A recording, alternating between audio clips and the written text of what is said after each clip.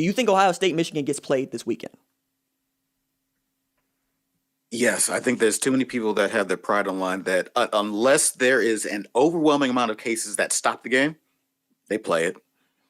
They have Jim Harbaugh has nothing to play for except for a handful, like a little bit of professional pride. He loves football. Everybody at Ohio State needs to play this game to get an unquestioned pathway to the playoff. So good sense has to be so loud in this scenario for them to not play this game.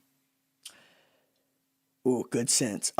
So last Wednesday, Michigan shut down their facilities due to an outbreak of COVID-19 cases, and they reopened them just like an hour ago.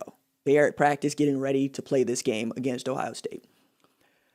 Two things are really at stake here, right? And I feel like they're superficial, but we still need to point to them because I do a bad job of actually pointing out the obvious stuff because I just think that people know it and take it for granted, but whatever.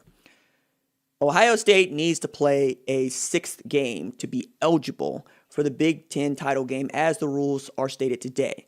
Now, Barry Alvarez went on Big Noon Kickoff to tell everybody, as the Wisconsin athletic director, if for whatever reason Ohio State can't get a game against Michigan this weekend or perhaps even Maryland in another game to get to 6, we need to meet and talk about changing the rule to 5. Because we need to have the best opportunity to make the playoff. And that means today, Ohio State needs to have an opportunity to compete for a Big Ten championship game against a top 25 Northwestern team and be able to say, we won our conference championship and we are undefeated. Because we played fewer games, we understand that y'all want more games, but this is what we got. So Ohio State's in a place where they cannot falter and where the Big Ten is going to have to amend its rules to make sure that they get a chance to play in the playoff if that's what they want. And the reason they want that, and I've outlined this over the last couple of days, but I'm going to keep doing it, is because you're going to make between $6 and $10 million on top of what you might normally make for getting a team into the playoff and another team into the New Year's Six Bowls. I think Indiana or Northwestern or both have opportunities to get into those things, right? On top of course, Ohio State getting into the playoffs. So you need that money in a year where everybody's facing a budget shortfall. So it's not as much about getting Ohio State in there as it is getting the best Big Ten in there because we need this money. Ohio State is clapping in everybody's face saying, it smells like broken here. Y'all trying to make money? It smells like broken here. Y'all need to change it to 5 so that we can make everybody money. And that's Ohio State's looking at everybody like, I can't be the crazy one here, right? It's true, though, because, I led with my piece on Fox Sports with this, in that Ryan Day on September 10th published a statement on Twitter that ended with, our kids want to know, why can't we play? As Clemson was getting ready to play, Wake Forest and Notre Dame was getting ready to play Wake Forest, there were a couple teams the ACC was kicking off, right? And Big Ten had no plans at that time to play football. So Ohio State's looking around like, yo, first of all, if they can do it, why can't we do it? And second of all, we have a national championship caliber football team. We want a chance to do this because, the window is now. The window is right now. You're going to waste what I think is the best football that Justin Fields is capable of playing along with Sean Wade, right? Along with Chris Olave. You're going to waste this. And the Big Ten was looking around like, it kind of is their conference. And people kind of care about the Big Ten only because Ohio State is good or Michigan is good or Penn State is good. And Michigan and Penn State, we thought were going to be good, right? We feel like I need to say it you thought. Oh, yeah. It's you thought. I could pull out some preseason predictions right now. And it's like, it looks like it's Penn State's year. Ohio State better watch out. Yeah, it is. And nobody saw Indiana coming at all. Who? What? Also, shouts to Indiana who got a win against Wisconsin with the backup quarterback. Everybody's like, Jack Tuttle's just as good as Michael Penix Jr. If that's the case, then why the hell ain't he starting? Okay? There's a reason we call him the backup quarterback. We call him 1A and 1B. Seems like 1B doesn't get on the field. That's what we call 2. Okay? Like, I don't. You leave these letters out of here. Right? We don't really care about depth charts. The hell you don't. You know, like the new thing in college football now is for you to put oars everywhere. You know, especially at your second and third dudes on the depth chart. Or. Oh. Yeah, just who is that for? Who is that for? That's got to be for the kids, right? Because it's not for me. I know who it is. They know who it is.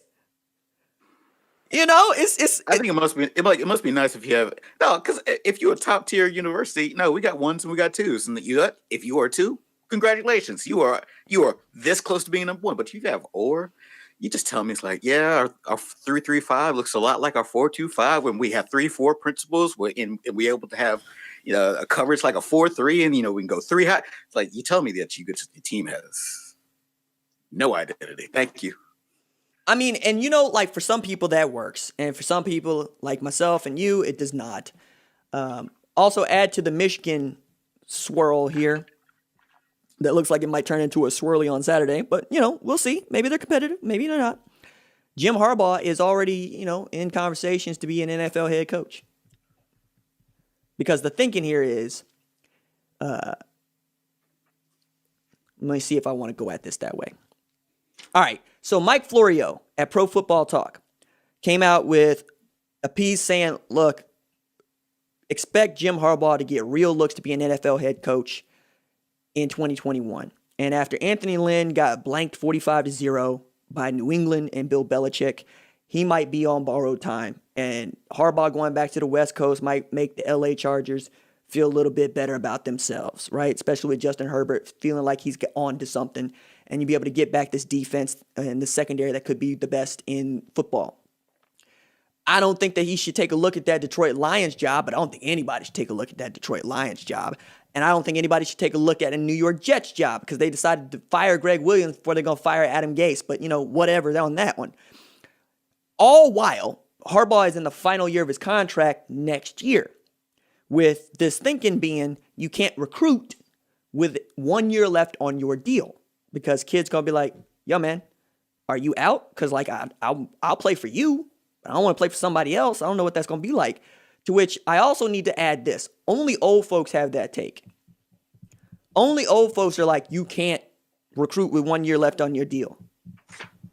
You're not giving the kids any credit at all, or their parents for that matter, for actually paying attention and looking at how this goes, because they know chances are they are not going to finish their careers with the same position coach, let alone head coach. Shane Beamer just took the job at South Carolina. You don't think the H-backs and outside linebackers he recruited from the MDV didn't think that was a possibility? I'm telling you, man, some of the stuff that gets talked about on the national scene as talking points, I'm like, do y'all really pay attention to how recruiting works? Can you tell me when the dead period starts? Can you tell me when the quiet period starts? Can you tell me when the contact period starts? No, you can't. You don't go to camps. You don't go to regionals. You don't care about the opening. And then when the kid starts to bust out as a true freshman, oh yeah, he was a 5-star. He was top in his class at whatever position. Yeah, can you tell me anything other than that? Can you tell me what positions the kid played in high school? What teams he played against in high school? For instance, right? True freshman wide receiver at Ohio State is good. All right, which one? Julian Fleming? Jackson Smith and Jigba? G. Scott? You want to keep going? Let's settle on Jackson Smith and Jigba, right? Let's talk about how that dude comes out of Texas, went up against Hudson Clark at Highland Park, and was getting stopped by Hudson Clark. You know what Hudson Clark is doing now? Playing safety at Arkansas as a walk-on because he was not that highly recruited. Then when Hudson Clark has like 3 picks in one game, people are like, where did he come from? I'm sorry, did you not see that he was shutting down the 5-star out of Texas that goes to Ohio State and making stupid toe-touching grabs? These are all dots that I choose to connect in college football because y'all are smart and I'm smart. And I don't want to have dumb conversations about how you cannot recruit with 1 year left on your deal. If you are a dynamic salesman, you're going to get it done.